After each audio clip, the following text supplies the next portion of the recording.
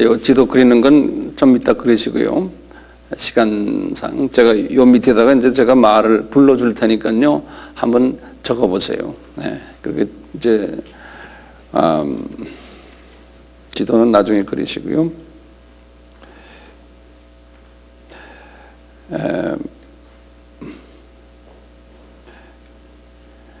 이제 이렇게 줄을 좀 그으시고요. 주후 70년에 여기 주후인데요. 주후 70년에 이제 이스라엘 나라가 패망하고요. 그리고 제 말씀 좀 적고 계시죠? 그리고 예루살렘 성전이 파괴가 됐어요. 이 로마의 장군 디도 장군이 그렇게 했거든요. 왜냐하면 이 로마 제국이 주전 63년에서부터요 476년까지 주전 63년에서 476년까지 로마 제국이 지금 이 지도에 나오는 이 모든 나라들을 다 지배했어요. 로마 제국이. 저 위에 유럽은 독일만 빼놓고요. 나머지 영국까지 다 지배했어요. 로마 제국이 엄청나게 큰 제국이었어요. 그런 그 로마 제국이 이제 예루살렘 성전을 이렇게 무너뜨리고 그러다가 이제 기독교가 소위 핍박으로 들어갔어요. 이후부터요. 핍박으로 쭉 들어가다가 313년 이제 313년이 로마 제국의 그 왕 이름이 누구죠? 컨스탄틴 대제가 이제 기독교를 이제 로마의 그 국교로 삼았거든요. 이제 컨스탄틴이요. 컨스탄틴 대제가 이제 했는데 그 사이에 요 사이에 그 기독교 교회를 뭐라고 그러냐면 카타콤 교회라고 그래요. 카타콤.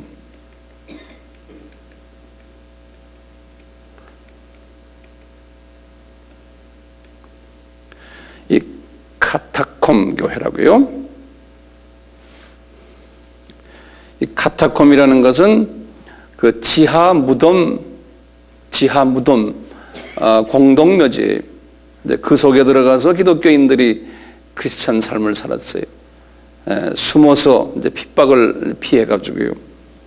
그 지하가 엄청나게 커요. 그냥 말도 못하게 이제 지하가 크거든요. 이제 그 속에 들어가 사시다 이제 이렇게 했는데 이렇게 해서 이제 이 카타콤 교회가 이렇게 그만두고 컨스탄틴이 이제 이렇게 기독교를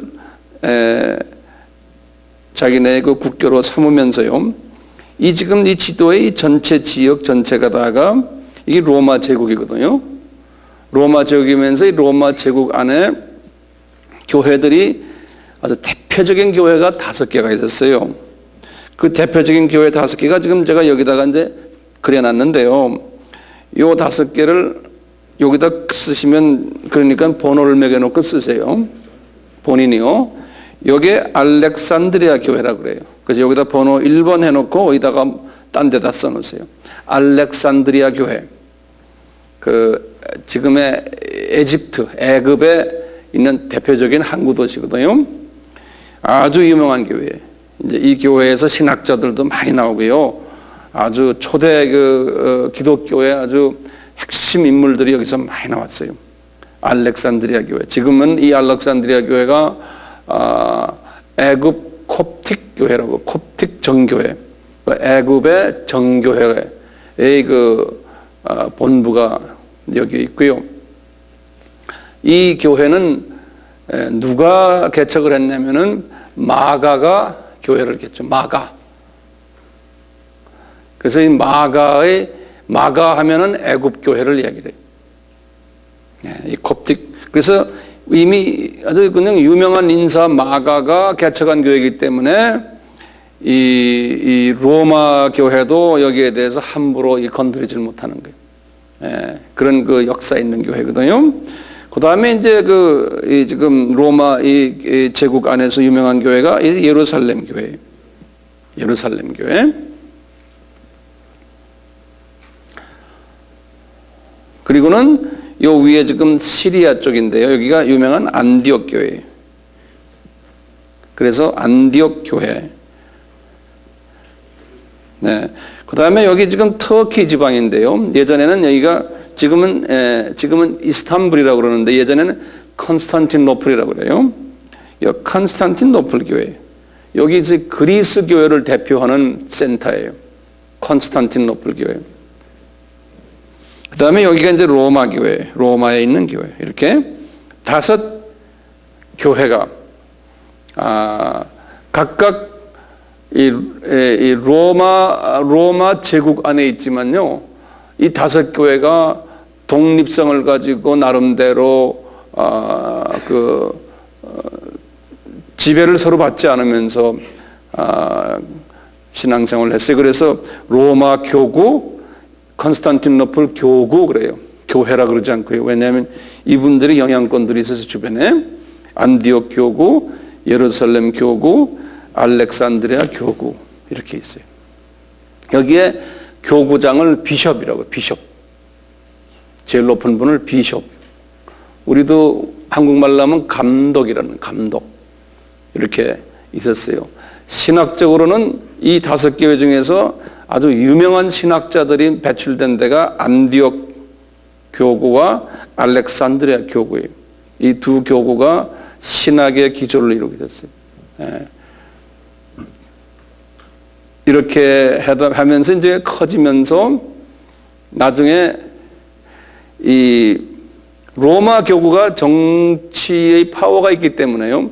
로마 교구가 점점점 정치권을 가지면서 이 나머지 이 교구들을 이렇게 좀 지배하는 형식으로 가버렸어요. 그래서 나중에 이 로마 교구와 이분들이 이 결별했어요. 결별하면서 나름대로 이 사람들은 로마는 로마 카톨릭이라는 말을 썼거든요. 로마 교구는요.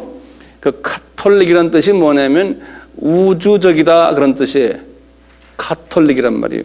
우주적이란 말은 뭐냐면 다른 말로 하면 세계적이다 이런 말. 우주라는 건 높다는 소리 아니에요. 우주요. 그래서 로마 사람들은 그러는 거예요. 우리가 로마 카톨릭 교구 그러면 우리는 좀 파워가 이쪽 서부 유럽 쪽으로 해요.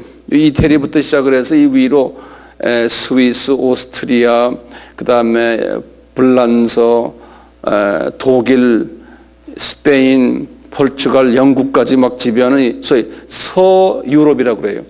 이쪽을 이분들이 관장을 했어요.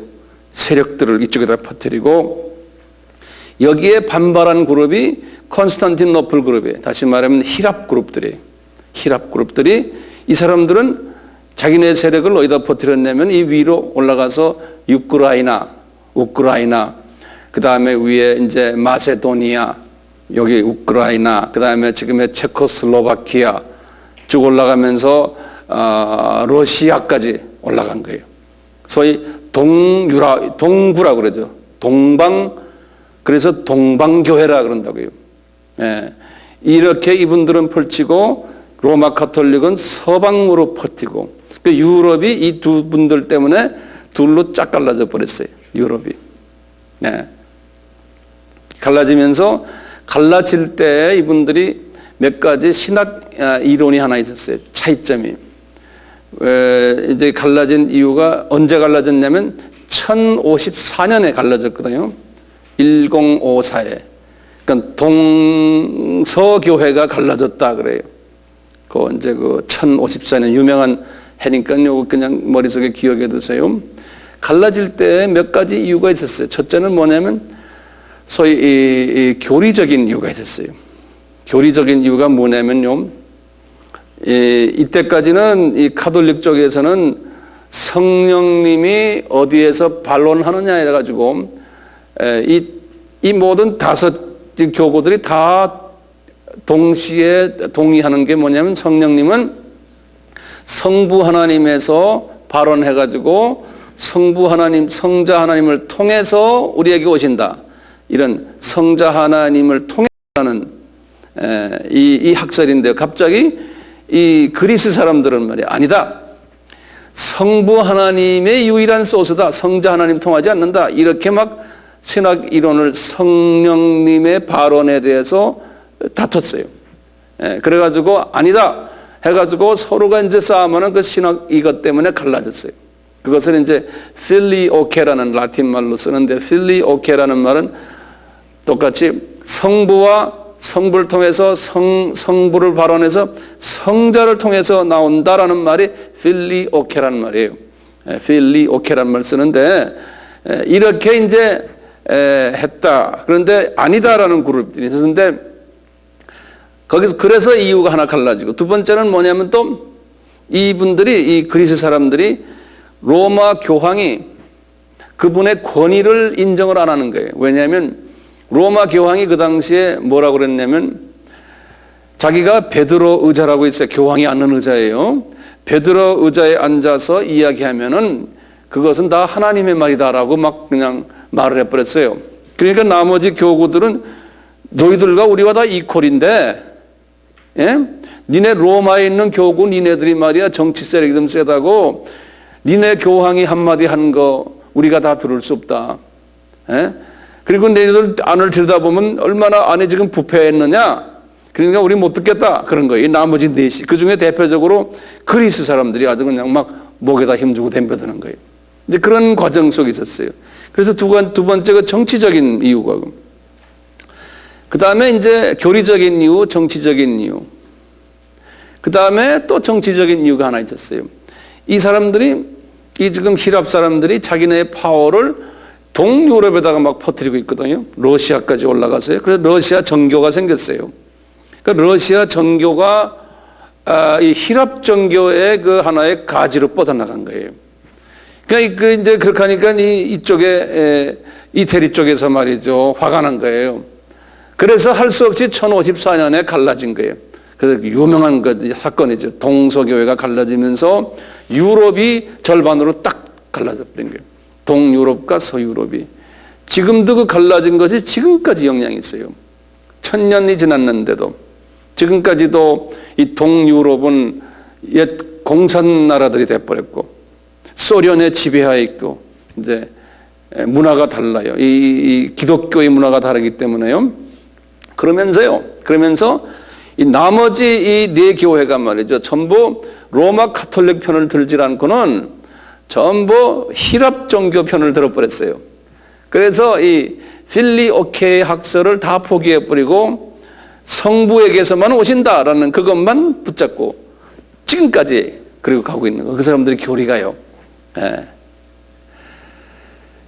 그런데 이 훨씬 전에 아까 313년 있잖아요. 313년 그 후에 이제 기독교를 로마 제국에서랑 이분들도 다 이제 딱 안았는데, 그래서 이제 교회들이 이렇게 이제 표면상으로 나타나. 그 전까지는 카타콤 하다가 표면상으로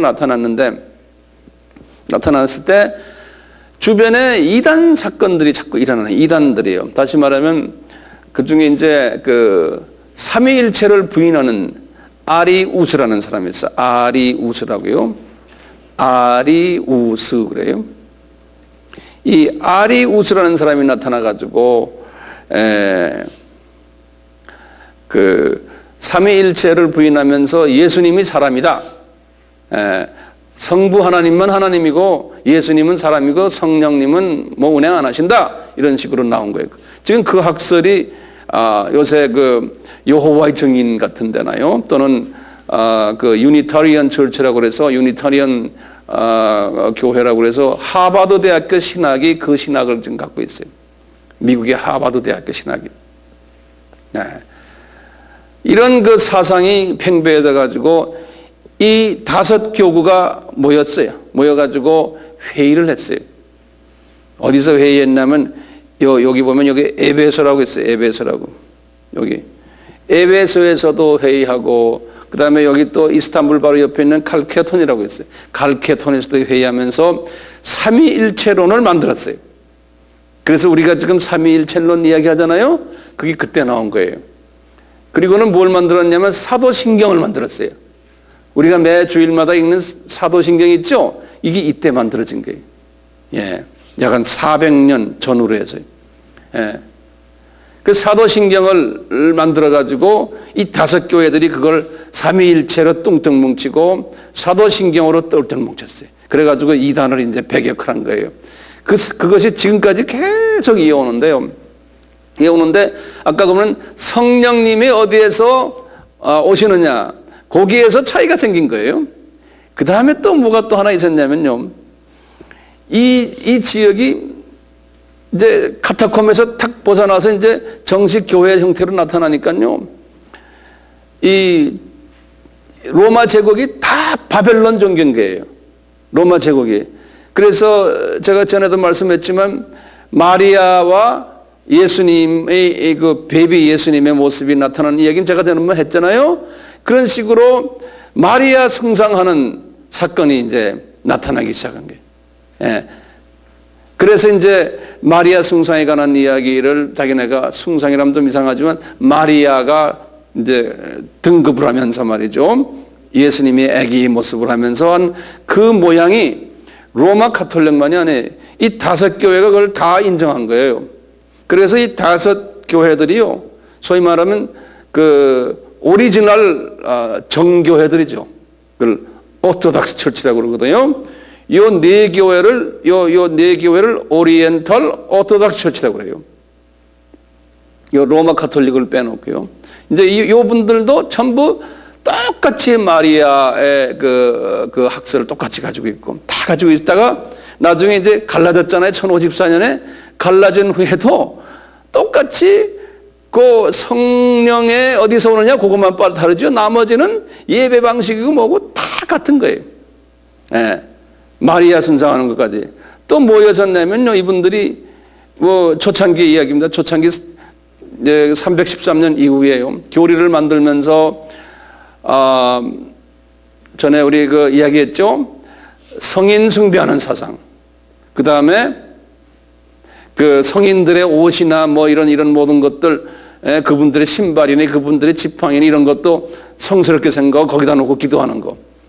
촛불, 성인 그 사진이나 그림 그려놓고 그 앞에다 촛대 갖다 놓고 기도하고 이러면은 듣는다는 사상이 있잖아요.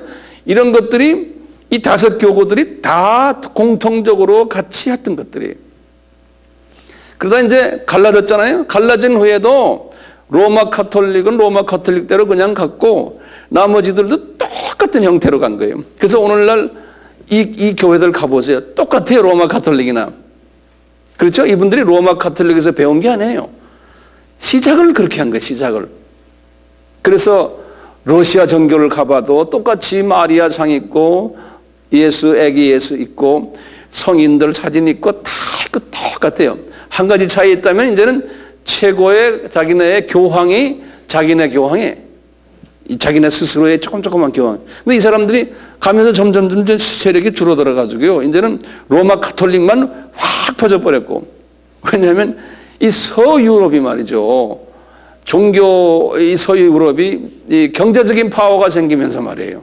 이분들이 그냥 전 세계에다 로마 가톨릭을 퍼뜨렸잖아요.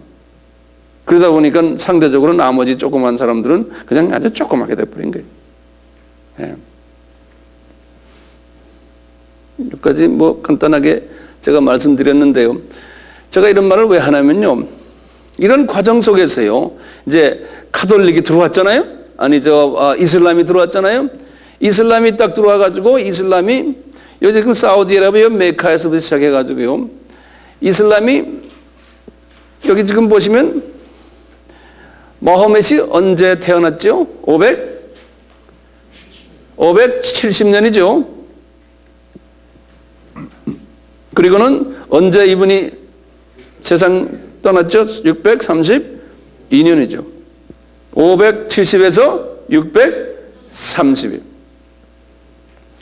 이분이 이렇게 이제 세상 딱 떠나자마자 말이죠. 세상 떠나자마자요.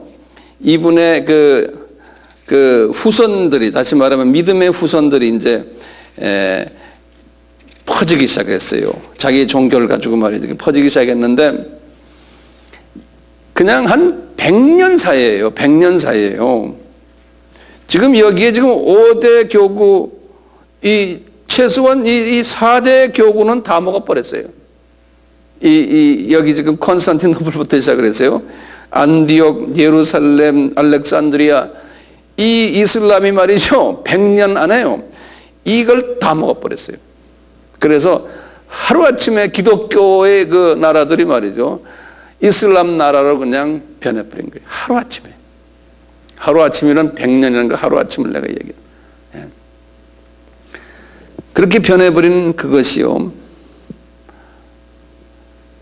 200년 안에는요. 이 지금 스페인 이쪽까지 다 저 남부 유럽 다 먹고 북아프리카 다 먹고요. 이렇게 해서 어디까지 가냐면 인도까지 가고요. 중국까지 갔어요. 네. 한 200년 안에 그 세력이 엄청나게 빨리 진행됐어요. 그래서 요 지금 말하는 콥틱 처치, 여기 지금 알렉산드리아 처치니 예루살렘 교회니 안디옥 교회니 요건 그냥 명맥만 유지하는 수준에서 그냥 끝나버려요. 지금까지 그렇잖아요. 지금까지요. 예. 그렇게 가면서요. 이쪽에 그 서부 유럽 사람들이요. 카톨릭, 로마 카톨릭 안에 이분들이 로마 카톨릭들이 이 1054년에 무슨 일이 있었다고 그랬어요? 동서 분리됐죠? 그러니까 로마 카톨릭이 한 자기의 세력을 이쪽에 지금 자기의 세력들을 다 오른팔이 잘라진 거나 마찬가지예요. 이쪽에 그리스 쪽을 놓쳐버렸으니까요. 자기네가 이쪽에서 이쪽 예루살렘이니 이쪽에 지금 이 나머지 네 교구를 다 컨트롤 속에 넣으려고 그러다가 지금 이슬람에게 뺏겨버리고 그 다음에 이쪽도 다 뺏겨버리고 자기 세력이 다 뺏겨버렸으니까요. 이 로마 카톨릭이 화가 난 거예요. 화가 나가지고 이 이슬람 너희들 두고 보자. 그래가지고 이분들이 이슬람들에게 이제 한번 혼을 내려고 군인을 소위 그 기독교 군인을 만들었어요. 그것이 십자군이에요. 십자군이라는 말을 들으셨죠? 영어로는 crusaders 그러는데요. 십자군을 형성한 것이 1100년이 주후 정확히 말하면 1094년인데 그냥 쉽게 그냥 1100년으로 그냥 알고 계세요. 이분들이 이제 십자군을 형성했어요. 유럽에 지금은 유럽이 각 나라로 이렇게 돼 있다가 요새 와서는 다시 이제 유럽이 지금 하나로 지금 되고 있고 그 당시만은 유럽이라는 나라들이 거의 뭐 국경 거의 없는 그냥 서로가 이제 거의 왔다 갔다 하는 왕들만 서로 다루고요. 그래서 불란서에서 먼저 이 운동이 일어났어요. 우리 가만히 있지 말자. 그래가지고 옆에 있는 독일에도 가고 옆에 있는 스페인에도 가고 포르투갈, 영국까지 가가지고 이 유럽 전체가 다 하나가 돼가지고요. 7번 이 중동 이슬람 지역을 7번 침공을 했어요. 200년 동안. 그래서 1100년에서 1300년이 이 십자군 운동이 있었어요. 7번을. 네. 침공해가지고요. 침공하면서 이분들의 주적이 2개가 있었어요. 이분들의 주적이. 뭐냐면 하나는 이스라엘 사람들, 유대인들이. 이 사람들은 뭐냐면 이 사람들은 반 이스라엘 로마 카톨릭의 교리가요. 소위 반 이스라엘적인 교리예요. 반 이스라엘적인 그 로마 카톨릭의 그 교리를 만든 첫 신학자가 어거스틴이라고 그러는데 어거스틴이 영어로는 anti-Semitism 그래요. 반유대적인 신학 교리를 만들었어요. 예컨대 이스라엘 사람이라는 사람들은 구약 때만 있었던 하나님의 사람들이지 그분들이 하나님에게 저주를 받은 이유는 예수 그리스도를 죽였다. 그래서 하나님의 저주를 받은 민족으로 타락이 되어버렸다는 거예요. 그 사상이 그래. 지금도 가톨릭만이 아니에요. 개신교 중에서도 그 사상 가진 교파들이 있어요. 그래서 하나님이 처벌을 했기에 주후 70년에 그 나라를 하나님이 없애버렸고, 이스라엘 성전도 그때 없어졌고, 봐라 지금까지 저렇게 고생하지 않느냐. 나라 없이 고생하려다 이제 겨우 1948년에 독립해서 지금도 고생하지 않느냐. 그러니까 이스라엘 하면은 이스라엘은 하나님이 이미 손을 뗀 저주받은 민족이라고 보는 그 사상이 지금 로마 가톨릭 분석에서요. 로마 가톨릭에서 루터란 교도 그렇고 장로교 중에서도 대부분의 장로교는 다, 우리나라는 좀 다르지만, 왜냐하면 그건 또 여러 가지 있어요. 여러분들 자세하게 이야기하면 좀 복잡해지니까, 전통 일반 교회들은 거의 다 이스라엘을 그렇게 생각했어요.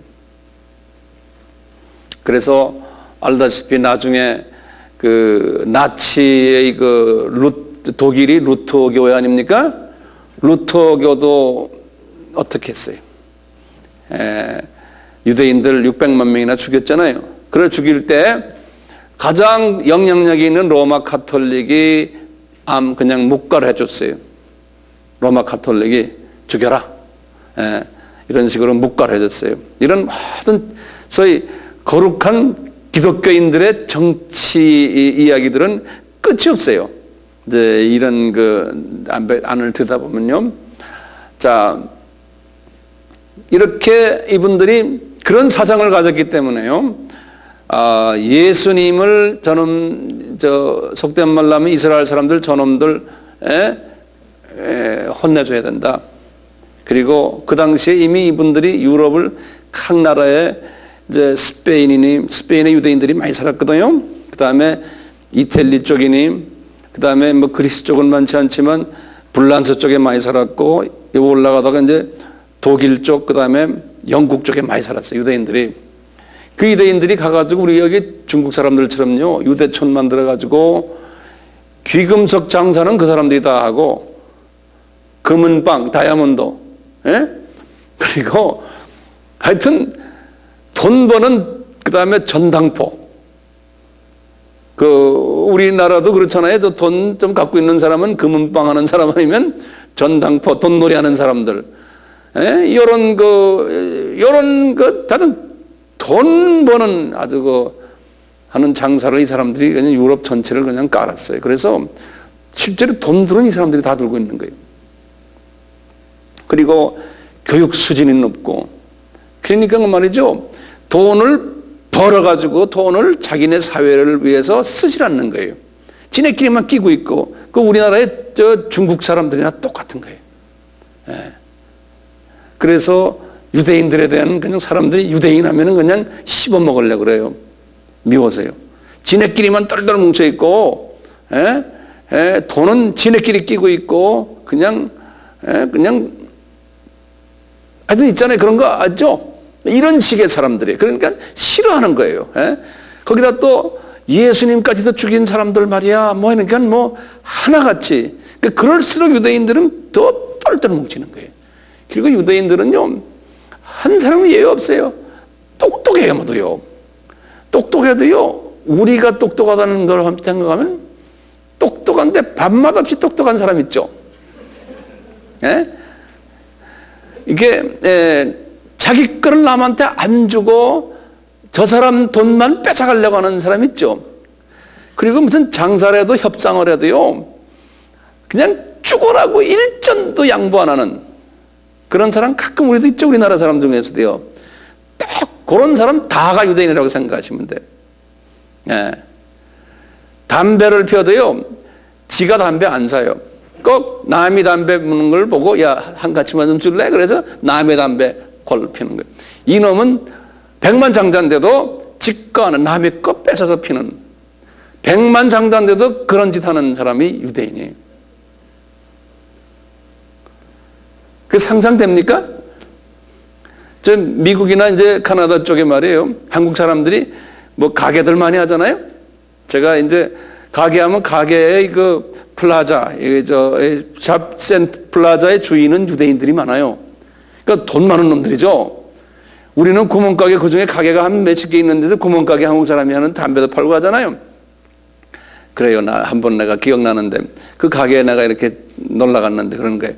이거 이 유대인 놈들 죽일 놈들이에요. 그래요. 그 가게 주인 우리 한국 분이. 그래서 왜 그러냐니까 이놈이 말이요 그냥 백만장자에 자동차도 아주 그냥 뭐 벤츠 타고 다니는데 꼭 자기 가게 와가지고 뭐라 하냐면 담배 피는데 성냥 하나만 좀 달라고 그런대. 매일 와가지고 매일 성냥 하나가 뭐 1전이가 2전이가 되는 모양이에요. 1, 2센트예요. 그런데 성냥을 그냥 가졌으면 가지지 돈을 안 낸대요. 1전인데도 우리 같으면 1전이면 우리 돈이 이건 뭐 형편없는 돈이에요. 1전인데도 안 내고 꼭 공과로 가져간대요. 그래서 돈 내라 그러면 웃으면서 그냥 뺏어간대요.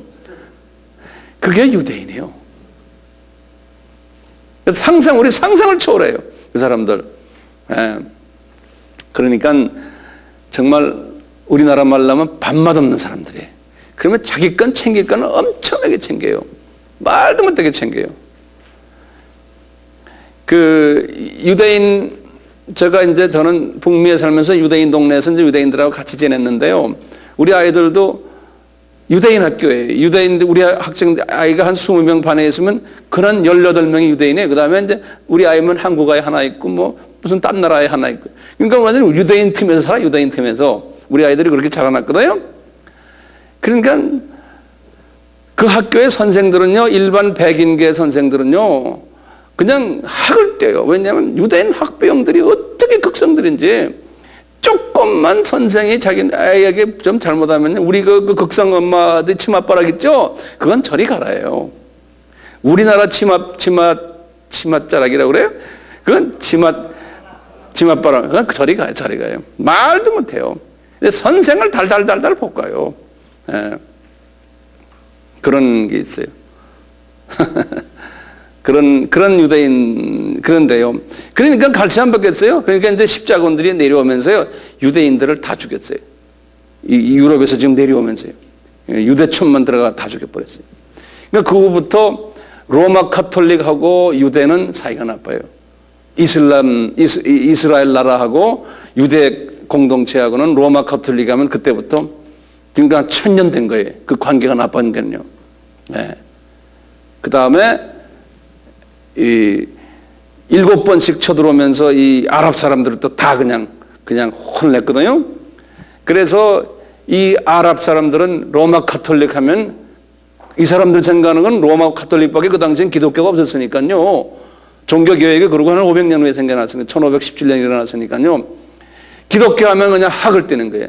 그래서 이제 우리 역사가들이 그러는 거예요.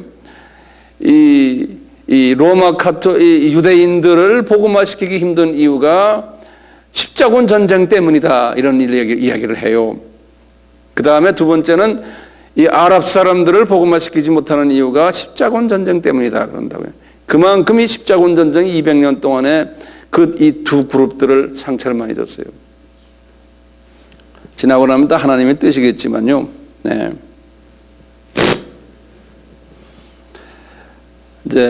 그러다가 제가 다음 금요일에 이야기하겠지만, 가톨릭의 요한 바오로 2세가 이분들에게 손을 벌리기 시작하는 거예요. 저희 화해의 제스처를 벌렸어요. 거기에 대한 자세한 얘기는 내가 금요일에 또 설명해 드리겠는데, 그게 뭐냐면 이게 종말과 다 연결돼 있어요. 제가 이슬람과 종말과의 관계되는 이야기를 지금부터 슬슬 시작할 거거든요. 그게 다 종말과 다 연계가 돼 있어요. 이 역사 속에서. 현재 세계 이슬람 인구가요. 이렇게 해서 이슬람이 지금 쭉 퍼졌잖아요. 세계 이슬람 인구가 지금 얼마냐면 이제 하나하나 내가 데이터를 드릴게요. 세계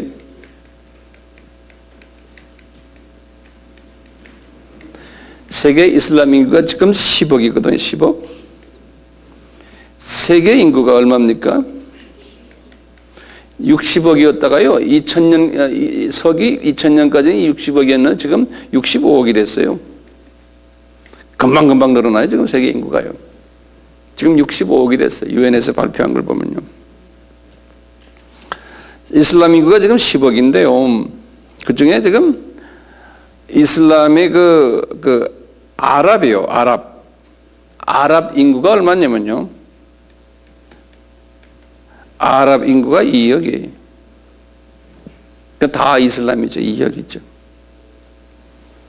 그리고 이 유럽에 갑자기 지금 이슬람 인구가 지금 많이 늘어나고 있어요. 유럽에. 갑자기 유럽이 지금 이슬람화되고 있거든요. 지금 현재 1,500만 명이 이슬람 교도가 있어요. 1,500만 명이. 이슬람 교도가요. 미국의 그 프린스턴 대학교의 한 교수가 발표한 걸 내가 읽어봤는데요. 이 아랍 전문 전공을 하는 그 교수가 말하기를 21세기가 끝나면은 지금 21세기 아니에요? 유럽이 완전히 이슬람화 된다고 이제 예언하는 거예요. 그 유럽 쪽에 이제 이슬람 교도들이 많이 지금 생겨나고 있지만 남쪽에서 아프리카 쪽에서 중동에서 지금 많이들 유럽 쪽으로 옮겨가고 있어요. 이슬람 교도들이. 그래서요, 몇 가지 제가 지금 각 나라를 지금 말씀을 드리면요. 특히 지금 불란서가 지금 이슬람 교도가 몇 명이냐면 500만 명이에요. 불란서가요. 500만 명이에요. 얼마 전에 불란서에서 큰 그 폭동이 일어났죠? 그렇죠? 네. 이분들이 다들 그 사회의 저변에서 이제 막노동하면서 되게 있고요. 그리고 이제 그 중동 사람 아니면 이제 아프리카 계통이거든. 북아프리카 사람들. 이게 이제 불란서가 왜 그러냐면 불란서가 이 아프리카를 점령을 한 몇몇 나라들을 점령했거든요. 그래서 그 다음에 중동 쪽에도 이제 레바논이 이쪽에 보면 불란서 영향을 많이 받은 나라들이 많아요. 그래서 이 사람들이 불어를 하기 때문에요. 불란서가 지금 우리처럼 노동자들을 필요로 하는데 영어하는 사람들은 그 나라에 가야 이제 안 되니까 불어하는 사람들을 선호를 해요. 그러다 보니까 옛 불란서 식민지 나라 사람들이 그냥 대거 지금 그쪽으로 옮겨가는 거예요. 근데 그 나라들이 다가 모슬렘, 이슬람 나라들인 거예요. 그래서 이 사람들이 불란서가 지금 너무나 골치 아파가지고요. 불란서가 너무 골치 아파가지고 불란서가 그러는 거예요. 예전에 우리는 유대인들 때문에 골치 아팠는데 이제는 이 이슬람들 때문에 골치 아프다 해서요. 이 몇 년 전에 법을 바꿨어요. 불란서가. 뭐냐? 어떤 사람이든지 자기 종교의 색채가 나는 어떤 목걸이나 또는 모자나 안 그러면 옷이든지 종교 색채가 나는 그러한 옷을, 그러한 걸 하고 다니는 건 전부 다 금지다. 이렇게 버린 거예요. 그게 이제 어디에다 대고 하는 거예요. 무슬림 사람들, 여자들 다 이러고 다니고, 유대인들 뭐다 위에다 뭐 쓰고 다니죠? 자기는 가톨릭 나라거든. 자기는 가톨릭 나라인데, 이런 소위 말하는 그 사람들이 볼 때 이 잡것들이 여기 와가지고 자기 나라에 와서 완전히 우리나라를 지금 다 변화시키려고 한다는 거예요. 자기네 종교를 가지고. 그러니 이제는 종교라는 백그라운드를 가지고 그냥 하여튼 무슨 뭘 달고 다니고 옷 입고 다니고 안 된다. 법으로 그래버린 거예요. 그래가지고 또 데모가 나고 난리가 났어요. 인종차별이다, 인권유린이다, 어쩌고 말이죠. 그런데 그걸 고치질 않았어요. 그대로 놔두고 특히 그러고 다니면 학교나 공공장소에 그러고 못 들어온다. 인도의 그 시크 종교라는 사람들은 여기다 터반 쓰고 다니잖아요. 머리 그거 보셨죠? 이런 것들 말이죠. 지금 미국도 마찬가지거든요. 이민자들 받아들이다 보니까요, 이 클래스룸에 앉으면요, 별난 사람 다 있어요. 이거 쓰고 있는 사람, 유대인 이거 안 쓰고 있는 사람, 모슬렘 이거 까만 거 쓰고 있는 사람. 이게 완전히 유엔 본부예요, 유엔 본부. 인도 여자들은 항상 사리 입고 다니거든요. 인도 여자가 서양 옷 입고 다니는 여자 없어요. 다 그 어디 가나 그 여자들은 그거 입고 다닌다고요. 그 여자들도요, 인도 사람, 그거 유대인 뺨쳐요. 인도 사람들이요. 보통 힘든 사람들 아니에요. 입만 열면 10마디 하면 9마디는 거짓말이고요. 인도, 파키스탄, 스리랑카, 방글라데시 그쪽 그렇게 생긴 사람들이요. 아 하면 전부 다 거짓말이에요. 다 도둑질하고 남 속이고 그냥. 그런데 머리는 기똥같이 좋아요. 우리 머리 못 따라가요. 브레인들이 기가 막혀요. 불란서 가지고 500만 명. 그 다음에 독일이요. 독일이 지금 약 한 300만 명 가까이 돼요. 얼마 전에 250년 전 독일은 터키 사람들이 주로 해요. 터키. 독일은. 독일 지금 터키 사람들 때문에 꼴찌를 하고 있어요. 예. 미국에 한국 사람이 많다 해도 고작이야 200만 명이거든요. 그런데 한국 사람들은 그래도 우리는 조용하잖아요. 신사들 안에. 우리는 그래도 한국 사람들은 전 세계에 이렇게 보면요, 괜찮은 사람들이에요. 어느 나라 가도 열심히 돈 벌어서 그 나라를 좀 도와주고, 불쌍하다면 도와주고, 우리나라 사람도 어디가 교회 다니니까요. 다 그래도 기본 양심은 있어요. 교회를 가지고 있으니까. 교회 다니니까. 종교도 다 크리스찬들이고 대부분이 70%가, 이민자들의 70%가 크리스찬이거든요. 우리나라 사람들은요. 근데 이 사람들은, 이 이슬람 사람들은 전부가 다 이슬람이니까요. 무섭다니까요. 영국에 약 한 200만 명이 있어요. 영국이요. 200만 명. 영국에요. 약 한 5년 전 데이터인데요. 이슬람 사원만 지금 400개가 있어요. 이슬람 사원만요. 그게 그 속도가 지금 감리교, 영국이 감리교가 영국에서 나왔잖아요. 요한 웨슬레요. 감리교의 교회 숫자보다 점점 더 많아진다는 게. 네. 그리고 이 이슬람 사람들이 요즘 유럽과 특히 영국 쪽에요. 영국 쪽에 돈들이 많아가지고요. 교회들을 지금 다 사고 있어요.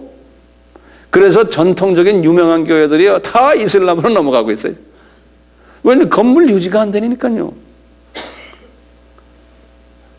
교인은 옛날에는 한 1,500명, 2,000명, 3,000명이었는데 지금은 할머니, 할아버지들 한 30명 앉아 있는데 그게 유지가 됩니까? 예? 겨울에 추운데 이거 히팅, 그것도 못하는 거예요. 안 그러면 파이프 터지고 하니까 이거 불 떼야 되잖아요. 지금 유럽이 그렇거든요. 나는 이런 걸 쭉 보면서요, 우리나라도 이게 50년 후는 그렇게 되겠다 나는 보고 있어요. 그래서 우리나라도 지금 정신 빠진 게요, 교인이 좀 많아지고 돈 좀 생기면 다 자꾸 건물 짓잖아요. 저거 50년만 있으면요, 나중에 그렇게 돼요. 역사성이 없어요. 하나님은 그런 교회를 원치 않거든요. 유럽을 보세요. 미국도 마찬가지예요. 카나다 마찬가지예요. 옛날에 한때 뻘뻘하던 큰 교회들이요, 2차 전쟁 후 1945년 아닙니까? 2차 전쟁 후에 베이비 부모가 생겨가지고요, 2차 전쟁 군인들이 1945년에 끝나서 자기 나라로 갔잖아요. 가가지고 장가들 가잖아요. 장가 가서 낳은 그 자녀들이 그걸 베이비 부모라고 그래요. 예? 그래서 그때 아이 낳은 사람들이 지금 1946년생, 7년생, 48년생 그럴 거 아니에요? 그 사람들이 지금 몇 살이에요? 예? 그 사람들이 지금 제 나이 또래예요. 예. 근데 그 사람들이 초등학교 다닐 때가 몇 년도겠어요, 그러면? 1960년대에. 예? 갑자기 말이죠, 유럽도 마찬가지예요. 갑자기 1960년대 들어오면서 그냥 아이들이 그냥 초등학교 들어갈 아이들이 많죠. 막 이러니까요. 그 아이들이 1970년 가까이 되면서요, 65년 되면서 46년생이 20살 되면 몇 년이에요? 66년이죠. 그렇죠? 대학교 가려면 몇 년에? 60한 2, 3년 되면 대학교 간다니까요? 그렇잖아요? 그래서 미국도요, 대학교도 건물들이 갑자기 커지고요, 캠퍼스가요. 이 학생들 수용하느라고요. 그리고 교회도 그냥 막 커져가지고요, 뭐 유년주일학교, 뭐 500명씩 막 나오는 교회들이 있어가지고 교회 건물을 지을 때요, 본당 크게 짓고 옆에다 체육관 크게 짓고요. 체육관이요, 농구장 이런 거요. 우리나라가 그걸 따라가고 있어요, 지금요. 한 1970년, 80년대에 들어오면서요, 그 젊은 사람들이 이제는 이제 교회 안 나오면서요, 또 점점점 이제 딴 데로 이사 가고 이래가지고 그 교회가요, 그 당시에 살았던 그분들이 지금 그분들의 부모님들이 그냥 끼고 있다가 우리 한국 사람들이나 이제 이민 가가지고요, 그 교회를 처음엔 우리가 60년, 70년대에는요, 그런 교회 가서 교회 좀 빌려주세요. 그러면 이거 안 된다는 거예요. 냄새, 코리안들 냄새 난다고. 김치 냄새 나고, 이게 뭐, 마늘 냄새. 우리는 안 나지만 되게 나거든요. 우리한테서요. 그 냄새 난다고 안 빌려주는 거예요. 한 번 빌려줬다가 그 다음에 한국 사람들이 예배 보고 딱 나가고 미국 사람들이 딱 들어와 보면 그냥 냄새가 나서 이 공간 못 견디는 거예요. 그러니까 안 빌려주고 막 그러는 거예요. 근데 어떻게 해요, 뭐. 자기네가 가만히 보니까 예를 들어서 한 달에 500불씩 내고 들어오라는 사람들도 있어요. 그러다가 1000불씩 올라가고, 뭐 1500불 올라가고요. 나중에 이제는 한 3000불씩 막 내요. 근데 이분들도 한국 사람이 아니면 교회 유지가 안 되는 거예요. 미국 교회들이 지금요, 웬만한 교회들이 한국 사람이 아니면 교회 건물 유지가 안 돼요. 한국 교회는 교인이 200명이 예배를 보는데 자기네는 30명 예배 보는 경우. 그것이 남의 이야기가 아니라니까요. 우리나라도 이제 곧 와요. 내가 내 눈에 그게 보여요. 이제 앞으로 한 20년만 있으면 그렇게 될 텐데요. 그러면 하나님의 그 헌금을 그런 식으로 해가지고 해서 우리나라는 이게 겨울이 추운 나라이기 때문에요. 이 건물 유지하려면은 저는 열대지방 나라하고 다르거든요. 열대지방은 나라는요, 그냥 건물만 하나 지어만 놓으면 돼요.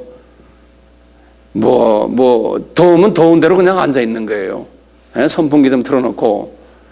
우리나라는 건물이 그런 건물이 아니잖아요, 이게. 벌써 언제부터 이 보일러를 떼야 됩니까? 언제부터요? 10월 조금 되면 보일러 떼야 되죠? 예? 그래가지고 언제까지 떼요? 지금도 떼죠, 지금도. 예. 보일러 만약 안 떼보세요. 어떻게 돼요? 한 번 날씨 추워지면 그냥 다 얼어서 터져버리잖아요. 그러니까 건물을 지을 때도 이 보일러 때문에 우리나라는 이게 보일러가 밑으로 타져서 온돌방처럼 들어와 있잖아요, 이렇게. 이게 얼마나 돈 들어가요? 유지비가 대단하거든요. 내가 무슨 말하다 이런 말까지 했는지 모르지만 이 영국 교회가 지금 이야기, 영국 교회들 지금 그렇거든요. 영국 교회가 지금 가보면요, 로이드 존슨 그 유명한 한 100년 전에 그 유명한 그 설교가 그런 교회 가보니까요, 세상에 한 4, 5천 명씩 모였대요. 그런데 할머니, 할아버지 한 30명이 앉아 있어요. 건물 유지를 못하는 거예요. 이제 곧 그렇게 돼요. 그러니까 그 건물 유지 못하니까 어떻게 해야 돼요? 팔아야 돼요. 팔아야 되는데요. 지금 이슬람 사람들이 와서 다 사간다니까요. 지금 현실이에요, 현실. 예. 이 사람들 그래, 우리는 이슬람한테 안 팔겠다 그러잖아요. 그러니까 구매 계약을 딱 들어올 때 딴 사람이 들어와요. 딴 사람 이름으로 딱 들어와요. 그래가지고 나중에 다 한 다음에 나중에 바꿔서 이슬람 성전이 되는 거예요. 카나다 토론토에요. 우리나라 유명한 A.W. 토저라는 사람이죠, 토저. 그 사람 책 많이 나오잖아요. 그 토저 그분이 목회하던 교회가 있었어요. 에베뉴 로드, 에베뉴, 그래서 분이 CMA 목사님이에요. CMA라고 들으신지 모르지만 제가 그 교회에서 전도사를 했어요. 제가요. 그런데 그 교회가요, 아주 유명한 교회예요. 근데 그 교회가요, 팔려서 그 교회는 더 좋은 데로 이사를 갔는데 팔는데 나중에 보니까 그게 힌두교회가 된 거예요. 그 역사적인 교회가요. 하리 카리스 그런 말을 알아요? 세라? 하레 크리스티나? 하레 카리스나? 인디언 처치? 아주 그냥 사탄의 종교예요. 하레 크리스티나가 사버린 거예요. 그래서 내가 거기 사람한테 물어봤어요. 이거 왜 그 사람들을 자기네도 몰랐다는 거예요. 딴 놈이 보장을 들고 와가지고 해서. 이제 우리도 자칫하면요, 이게 절간에 팔릴 수 있대요, 우리나라 교회가. 안 그러면 지금 외국 사람들 자꾸 들어오잖아요. 외국 사람들이 자꾸 들어오면서 우리 꼭 한국 사람들은 미국에 이민 가서 지금 꼭 사는 거랑 똑같아요. 지금 하는 거 보면요. 이러다가 10년, 20년, 30년 지금 외국 사람이 점점 많아질 거거든요. 우리나라에요. 왜냐하면 아이들 안 낳잖아요. 공장이 돌아가려면 외국 사람이 들어와야 돼요. 나라가 어느 정도 경제 수준을 유지하려면요. 우리가 아무리 악을 써도 안 돼. 이거는 들어오게 돼 있어요. 지금 뭐 농촌에 뭐 장가가는 남자가 농촌 아이를 낳으면 뭐 몇 분지 몇이 뭐라 그래? 혼혈아라고 그러잖아요. 이 숫자는 이제 뭐 그냥 기하급수적으로 늘어날 거예요. 이번에 그 농구 선수 그 사람이 농구 선수, 축구 선수 이 사람이 왔다 가서 지금 우리나라가 많이 변한다잖아요. 이제 보세요. 10년 있으면 달라져요. 여러분들 자녀들 중에서 외국 사람이 올 가능성이 많아요. 이미 미국은 우리 교포들 중에서요, 교포들 중에서 청첩장을 딱 받으면요, 대부분의 50%가 국제 결혼이에요. 우리 후손들이 50%가요.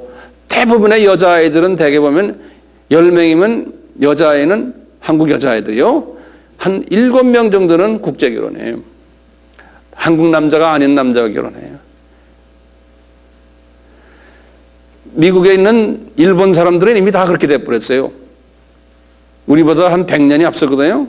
미국 이민이. 일본 사람들, 일본 여자들은 이미 다 그냥 전부 다 섞여버렸어요. 근데 한국도 그게 굉장히 빨리 가요. 그러니까 국제 결혼이라는 게 미국 사회에서는요, 우리 미국의 한인 공동체에서는 국제 결혼한다는 건 그냥, 그렇구나, 그냥. 그럼 결혼식에 가면 항상 두 문화권 사람들하고 같이 이렇게 하는, 지금 그렇게 가고, 우리나라도 지금 그게 지금 빨리 되고 있어요. 국제사회. 자, 어쨌든, 교회가 지금 큰 교회를 하지 말라는 말을 제가 하는, 거기다 투자하지 마시고, 돈을 사람에게 투자를 하셔야 돼요. 사람에게. 건물에다 투자하시면 나중에 이런 일이 생긴다는 거예요. 자, 지금 네덜란드, 독일만 300만, 오스트리아, 벨지움, 스웨덴 뭐 할 거 없어요. 지금 유럽이 지금 1,500만 명인데 이 속도가 굉장히 지금 빨라가고 있어요. 자, 아시아를 제가 한번 보여드릴게요. 아시아요. 아시아의 이슬람이에요. 문제는 지금 아시아, 우리가 살고 있는 아시아의 이슬람 인구예요. 이게 지금 급속도로 지금 커지고 있어요. 지금 아시아에서 제일 큰 이슬람 나라가 어느 나라인지 아세요? 인도네시아예요. 인도네시아가요, 전 세계에서 이슬람인구가 제일 많은 나라예요. 인도네시아가 전 세계에서 5번째로 큰 나라거든요. 인구면으로요. 인구가 얼마냐면 2억 4천이에요. 2억 7, 8천이 미국이거든요. 예컨대 이제 보세요. 제일 큰 나라가 좀 중국 아니에요? 중국이 한 3억 대거든요. 그 다음에 10억이 인도거든요. 그 다음에, 브라질? 그 다음에,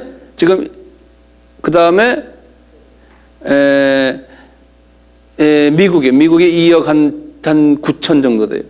2억 한 7, 9천. 그 다음에 지금 인도네시아에 2억 4천. 네. 근데 인도네시아가요, 이슬람 인구가 80%예요. 이슬람 인구가. 그래서 이슬람이 한 2억 정도 돼요.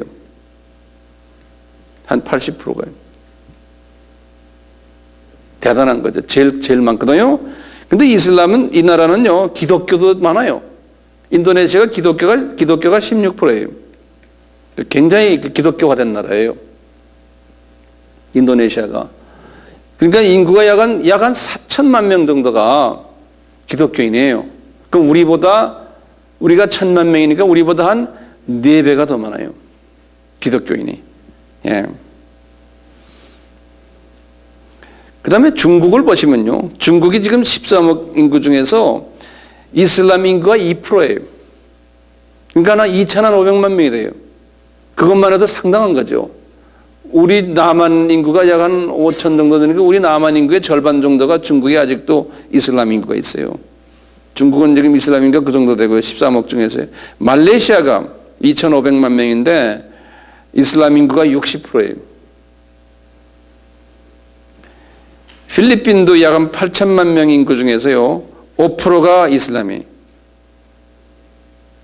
그 다음에 아프가니스탄은 3천만 명 중에서 97%가 이슬람이. 방글라데시가 1억 5천 중에서 86%가 이슬람이고, 파키스탄이 1억 8천 중에서요 96%가 이슬람이고요. 인도가 10억 중에서 13%가 이슬람이. 기독교인은 인도는 약 한 3%예요. 그 다음에 카자흐스탄 1600만 중에서 60%, 우즈벡이 2500만 중에서 83%, 키르기스탄이 500만 중에서 78%, 타지키스탄이 700만 중에서 90%예요. 이렇게 지금 보면 지금 아시아가 이슬람 인구가 지금 제일 지금 많아요. 아시아가요. 예.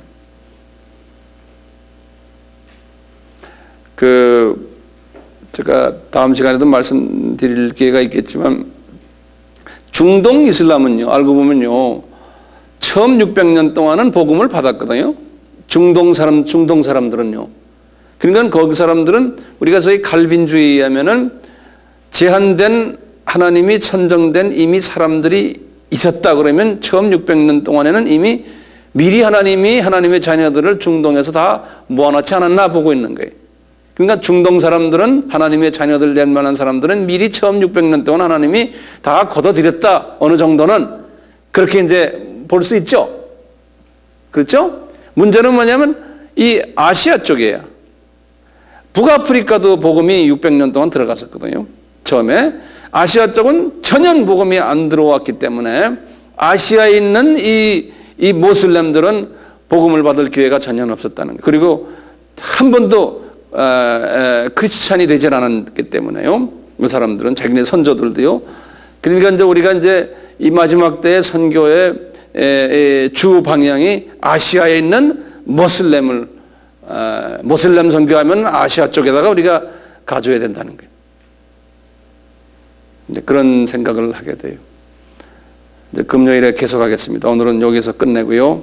이제 이와 비슷한 이야기들, 더 좀 구체적인 이야기들을 금요일에 제가 계속할 테니까요. 금요일은 아주 중요한 날이에요. 그러니까 그날은 꼭 뭐 안 오셔도 되지만 안 오시려면 안 오셔도 되고요. 꼭 오셔서 이 결론을 잘 들어주시길 바라요. 아멘 합시다. 아멘. 네. 자, 같이 기도드립시다.